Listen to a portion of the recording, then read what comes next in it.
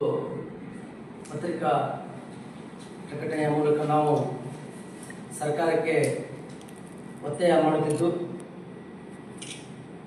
ನಮ್ಮ ಬಂಜಾರ ಸಮುದಾಯಕ್ಕೆ ಪ್ರಮುಖವಾದ ಖಾತೆಯನ್ನು ಕೊಟ್ಟು ಸಚಿವ ಸಂಪುಟದಲ್ಲಿ ಸಚಿವ ಸ್ಥಾನ ನೀಡಬೇಕೆಂದು ನಮ್ಮೆಲ್ಲರ ಒತ್ತಾಯ. ನಮ್ಮ ಕರ್ನಾಟಕ ರಾಜ್ಯದಲ್ಲಿ ಇಲ್ಲಿವರೆಗೂ ಆಡಳಿತದಲ್ಲಿ ಯಾವುದೇ ಸರ್ಕಾರ ಇರಲಿ, ನಮ್ಮ ಬಂಜಾರ ಸಮುದಾಯಕ್ಕೆ ಸಚಿವ ಸಂಪುಟದಲ್ಲಿ ಒಬ್ಬರನ್ನು ಸಚಿವರನ್ನಾಗಿ ಮಾಡ್ತಿದ್ರು. ಆದರೆ ಈ ಕಳೆದ ಸಚಿವ ಸಂಪುಟದಲ್ಲಿ ನಮ್ಮ ಬಂಜಾರ ಸಮುದಾಯಕ್ಕೆ ಕಡೆಗಣಿಸಿದ್ದಾರೆ. ಆದರೂ ಸಹಿತ ನಮಗೆ ನಮ್ಮ ಕಾಂಗ್ರೆಸ್ ಸರ್ಕಾರದ ಮೇಲೆ ನಮಗೆ ಭರವಸೆ ಇದೆ. ಈಗ ಮುಂದಿನ ಈ ನಡೆಯುತ್ತಿರುವಂತಹ ಸಚಿವ ಸಂಪುಟದಲ್ಲಿ ನಮ್ಮ ಸಮಾಜದ ಹಾವೇರಿ ಕ್ಷೇತ್ರದ ಶಾಸಕರಾಗಿರ್ತಕ್ಕಂಥ ಸನ್ಮಾನ್ಯ ರುದ್ರಪ್ಪ ಲಮಾಣಿ ಸಾಹೇಬರಿಗೆ ಪ್ರಮುಖವಾದ ಸಚಿವ ಸ್ಥಾನ ಕೊಡಬೇಕು.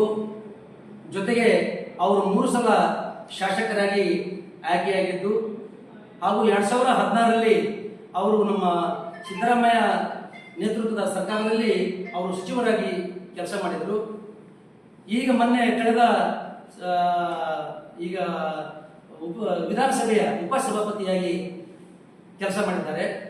ಹಾಗಾಗಿ ಇವರು ಬಹಳ ಹಿರಿಯರು, ಅನುಭವಿಗಳು, ಸೌಮ್ಯ ರಾಜಕಾರಣಿ. ಅದಕ್ಕಾಗಿ ಇವರು ಒಂದು ಒಳ್ಳೆಯ ವೈಖರಿ ಇರುವುದರಿಂದ ಈಗ ಬರ್ತಕ್ಕಂಥ ಈ ಸಚಿವ ಸಂಪುಟದಲ್ಲಿ ಅವರನ್ನು ಪ್ರಮುಖವಾದ ಖಾತೆ ಕೊಡಬೇಕು. ಸಚಿವ ಸಂಪುಟದಲ್ಲಿ ಅವರನ್ನ ಕೊಡಬೇಕಂತೇಳಿ ನಮ್ಮ ಆಲ್ ಇಂಡಿಯಾ ಬಂಜಾರ ಸೇವಾ ಸಂಘದಿಂದ ನಾವು ಒತ್ತಾಯ ಮಾಡ್ತಾ ಇದ್ದೀವಿ.